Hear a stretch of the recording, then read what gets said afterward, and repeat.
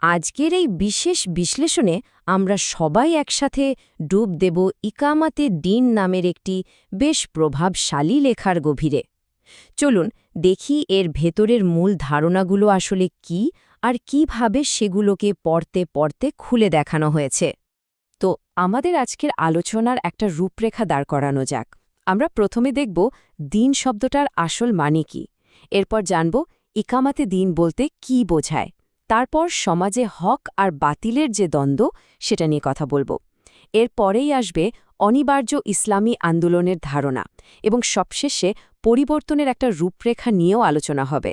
মানে একদম গোড়া থেকে শুরু করে পুরো পরিকল্পনাটা আমরা ধাপে ধাপে বোঝার চেষ্টা করব। আচ্ছা, তাহলে শুরু করা যাক আমাদের প্রথম পর্ব দিয়ে। এখানে আমরা দিন শব্দটার অর্থ বোঝার চেষ্টা করব, কারণ পুরো লেখাটার মূল ভিত্তিই কিন্তু এই একটা শব্দ। এর যে 4টি ভিন্ন ভিন্ন অর্থ আছে, চলুন সেগুলো একটু দেখে নিই। তো এই বই অনুসারে কোরআনে দিন শব্দের যে প্রথম অর্থটা পাওয়া যায় সেটা হলো প্রতিদান বা বদলা। মানে ভালো বা মন্দ কাজের যে চূড়ান্ত ফলাফল, যেমনটা আমরা বিচার দিবস বা ইয়াউমুদ্দিন বলতে তুছি, ঠিক সেটাই। এরপর আসছে এর দ্বিতীয় অর্থ, এবং এটা কিন্তু বেশ গুরুত্বপূর্ণ। সেটা হলো আনুগত্য, মানে কোনো একটা উচ্চতর শক্তির কাছে নিজেকে পুরোপুরি সঁপে দেওয়া বা তার আদেশ মেনে চলা। এবার দেখুন ধারণাটা কিভাবে আরও বড় হচ্ছে। 3 নম্বর অর্থটা হলো শুধু আনুগত্য করাই নয়, বরং সেই আনুগত্য করার জন্য একটা পুরো সিস্টেম বা জীবন ব্যবস্থা, মানে একটা কমপ্লিট কোড অফ কন্ডাক্ট। এবং সবশেষে চতুর্থ অর্থটা হলো এর সবচেয়ে ব্যাপক রূপ। এখানে দিন বলতে বোঝানো হচ্ছে একটা পরিপূর্ণ রাষ্ট্র আর সমাজ ব্যবস্থাকে, মানে এমন একটা কাঠামো যেখানে আইন কানুন, রাজনীতি, সমাজনীতি সবকিছুই ওই আনুগত্যের সিস্টেমটাকে বাস্তবে প্রয়োগ করার জন্য তৈরি। বেশ, দিন শব্দের এই 4টি অর্থ তো আমরা বুঝলাম। এখন প্রশ্ন হল, ইকামাতে দিন বলতে ঠিক কি বোঝানো হচ্ছে? চলুন এবার এই মূল ধারণাটা নিয়ে কথা বলা যাক। লেখক এখানে একামত শব্দটা বোঝানোর জন্য খুব চমৎকার একটা উদাহরণ টেনেছেন। তিনি বলছেন, একামতে সালাত বা নামাজ কায়েম করার কথা ভাবুন। এর মানে তো শুধু নামাজ সম্পর্কে জানা নয়, তাই না? এর মানে হল নামাজকে বাস্তবে প্রতিষ্ঠা করা, নিয়মিত আদায় করা। ঠিক সেভাবেই একামতে দিন মানে শুধু দিনকে জানা নয়, বরং একে একটা জীবন্ত, কার্যকর বাস্তবতায় রূপ দেওয়া। তাহলে সব মিলিয়ে বিষয়টা কি দাঁড়ালো? এই লেখার দৃষ্টিকোণ থেকে ইকামত দিন মানে হল ইসলামকে একটা পূর্ণাঙ্গ জীবন ব্যবস্থা হিসাবে প্রতিষ্ঠা করা।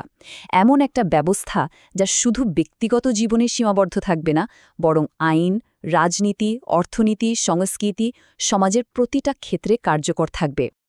আচ্ছা, এখন আমরা এমন একটা পর্যায়ে এসেছি যেখানে একটা মৌলিক সংঘাতের কথা বলা হচ্ছে। এই বই অনুসারে ইকামাতে দিনের মিশনটা আসলে 2টা বিপরীতধর্মী ব্যবস্থার মধ্যে একটা লড়াই। চলুন দেখি এই দুটো ব্যবস্থা কি কি। এখানে দেখুন একেবারে পরিষ্কার একটা বিভাজন দেখানো হয়েছে। একদিকে আছে দিনে হক বা সত্য ব্যবস্থা। লেখক বলছেন এটা হলো আল্লাহর আনুগত্যের উপর ভিত্তি করে তৈরি একমাত্র সঠিক আর ন্যায়সঙ্গত জীবন ব্যবস্থা। আর ঠিক এর বিপরীতে আছে দিনে বাতেল বা মিথ্যা ব্যবস্থা। এটা হলো এমন যে কোনো সিস্টেম যা আল্লাহর আনুগত্যের ওপর ভিত্তি করে তৈরি নয়, যেমন ধরুন ধর্মনিরপেক্ষতাবাদ বা পুঁজিবাদ। এই সিস্টেমগুলোকে এখানে ত্রুটিপূর্ণ এবং অন্যায্য হিসাবে দেখানো হয়েছে। এই বিষয়টা আরও পরিষ্কারভাবে বোঝানোর জন্য লেখক বাংলাদেশের প্রেক্ষাপটে ইসলামের 5টি স্তম্ভের উদাহরণ দিয়েছেন। তার মতে একটা বাতিল ব্যবস্থা চালু থাকলে কি হয়? দেখুন, সালাত, যেটা একটা ফরজ ইবাদত, সেটা অনেক ক্ষেত্রে ঐচ্ছিক হয়ে যায়। রোজার পবিত্রতা ধরে রাখার মতো সামাজিক পরিবেশ থাকে না। হজের জন্য একটা বাতিল রাষ্ট্রের অনুমতির ওপর নির্ভর করতে হয়। জাকাত একটা সামাজিক নিরাপত্তা ব্যবস্থার বদলে সাধারণ দানে পরিণত হয়। আর কালেমার যে একটা রাজনৈতিক ও সামাজিক তাৎপর্য আছে, সেটা অনেকেই জানে না বা বোঝে না। লেখকের মূল যুক্তিটা হল, বাতিল ব্যবস্থা থাকলে ইসলামের এই মৌলিক ভিত্তিগুলোই তাদের আসল রূপ আর মর্যাদা হারিয়ে ফেলে। তো যদি পরিস্থিতি এমনই হয়, তাহলে করণীয় কি? এখান থেকে লেখক একটা অনিবার্য ইসলামী আন্দোলনের ধারণার দিকে যাচ্ছেন। তিনি বলছেন, এই অবস্থায় বসে থাকাটা কোনো বিকল্প নয়, বরং পদক্ষেপ নেওয়াটা একটা ঐশ্বরিক আদেশ বা মূল ধর্মীয় দায়িত্ব। এখানে আরও জোরালোভাবে বলা হচ্ছে যে দ্বীনে হক প্রতিষ্ঠার জন্য চেষ্টা করাটা প্রত্যেক মুসলমানের জন্য একটা ফরজে আইন, মানে এটা ব্যক্তিগতভাবে প্রত্যেকের ওপর বাধ্যতামূলক, ঠিক নামাজ রোজার মতোই। লেখকের যুক্তি হল এটাই সব ফরজের বড় ফরজ, কারণ এই মূল ব্যবস্থাটা যদি ঠিক না থাকে তাহলে সমাজে অন্য কোনো ধর্মীয় দায়িত্বই ঠিকভাবে পালন করা সম্ভব নয়। নিজের এই যুক্তির সপক্ষে লেখক কুরআনের একটি আয়াত বারবার উল্লেখ করেছেন। আয়াতটিতে বলা হয়েছে, আল্লাহ তার রাসূলকে হেদায়েত এবং সত্য দ্বীন দিয়ে পাঠিয়েছেন, যাতে তিনি একে অন্য সব ব্যবস্থার উপর বিজয়ী করতে পারেন। এই আয়াতকে ভিত্তি করে বলা হচ্ছে যে দ্বীন প্রতিষ্ঠা করাটা একটা ঐশ্বরিকভাবে দেওয়া মিশন। শুধু তাই নয়, এই সংগ্রামে অংশ নেওয়াটা যে ঐচ্ছিক কিছু নয় সেটা বোঝাতে লেখক ইসলামের ইতিহাস থেকে দুটো খুব শক্ত উদাহরণ দিয়েছেন। যেমন উহুদের যুদ্ধ থেকে যারা সরে গিয়েছিল তাদের মুনাফিক বলা হয়েছে, আবার তাবুক অভিযানে যেতে দেরি করায় ৩ জন সাহাবীকে সামাজিকভাবে বয়কট করা হয়েছিল। এই ঘটনাগুলো দিয়ে লেখক বোঝাতে চাইছেন যে এই সম্মিলিত সংগ্রামে অংশ নেওয়াটা ঈমানের একটা পরীক্ষাও বটে। এখন প্রশ্ন হল, যদি এটা একটা বাধ্যতামূলক দায়িত্বই হয় তাহলে সেটা পালন করার উপায় কি? কিভাবে এই পরিবর্তন আনা সম্ভব? ঠিক এই প্রশ্নের উত্তর দিতেই লেখক একটি চিরন্তন কর্মপদ্ধতি বা একটা ব্লুপ্রিন্টের কথা বলেছেন। তবে এই কর্মপদ্ধতির একটা খুব গুরুত্বপূর্ণ অংশ হল সংঘাত। লেখক বলছেন, প্রতিষ্ঠিত রাষ্ট্র বা ব্যবস্থার সাথে সংঘাত হওয়াটা একরকম অনিবার্য। কিন্তু প্রশ্ন হল, কেন এই সংঘাতকে এড়ানো সম্ভব নয় বলে মনে করা হচ্ছে?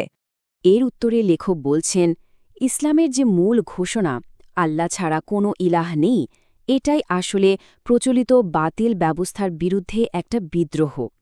কারণ এই এক কথাতেই অন্য সব ধরনের কর্তৃত্বকে অস্বীকার করা হয়, আর যখনই কোনো নবী এই দাওয়াত নিয়ে এসেছেন তখনকার তাগুত বা প্রতিষ্ঠিত শক্তিগুলো তাকে শত্রু হিসেবেই দেখেছে, কারণ এটা তাদের ক্ষমতার জন্য একটা সরাসরি চ্যালেঞ্জ।